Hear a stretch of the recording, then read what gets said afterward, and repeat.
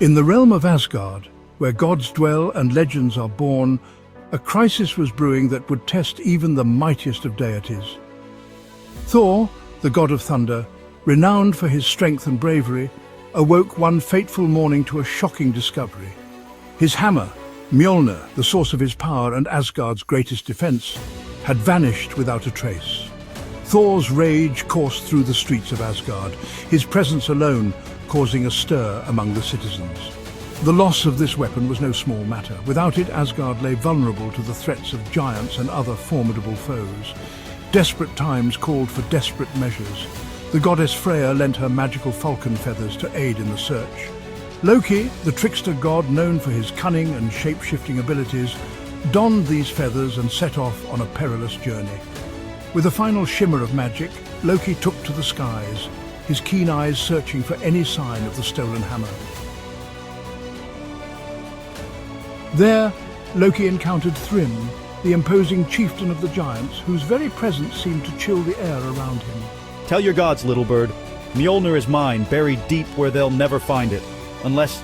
But the giant's terms for its return were as audacious as his theft. He demanded the beautiful goddess Freyja as his bride. As Thor heard Thrym's outrageous demand, a plan began to form in his mind, one that would require cunning, bravery, and perhaps a touch of the ridiculous. Loki returned to Asgard with this alarming news, sending the gods into a frenzy of debate and dismay. Freyja, in particular, was outraged at the very suggestion of such a union. As the gods sat in council, it was Heimdall who proposed a solution both daring and absurd. Thor, the mightiest and most masculine of gods, would disguise himself as Freyja to retrieve his hammer and exact vengeance. And so began the most unusual transformation in the history of the Nine Worlds. Thor's muscular frame was draped in layers of fine silk and linen, his beard hidden beneath a delicate veil. Despite the absurdity of his appearance, Thor's eyes blazed with the fire of a warrior, determined to reclaim his stolen hammer at any cost.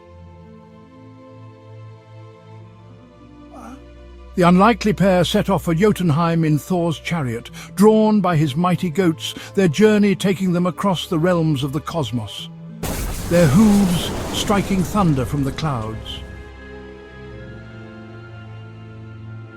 Upon their arrival, they were greeted by Thrym, whose eyes gleamed with triumph and barely concealed desire.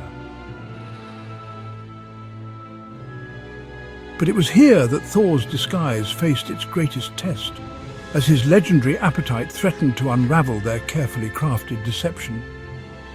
The bride-to-be devoured an entire ox, ate salmon, and all the delicacies meant for the women, washing it down with barrels of mead. Loki, ever the quick thinker, realized he needed to act fast to salvage their plan before suspicion grew too great. Thrym's suspicion grew with each bite, his brow furrowing as he watched his supposed bride eat with such unladylike gusto. But Loki, the master of lies, was quick to spin a tale of Freyja's week-long fast, driven by her overwhelming desire for Thrym.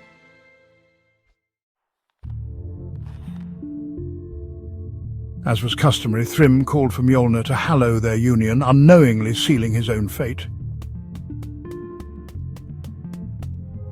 The hammer was laid in Thor's lap, and in that instant, the god of thunder underwent a final explosive transformation. Gone was the demure bride, replaced by the wrathful deity in all his terrible glory. Thor's mighty hand clasped Mjolnir's handle, electricity crackling through the air as his true power was unleashed.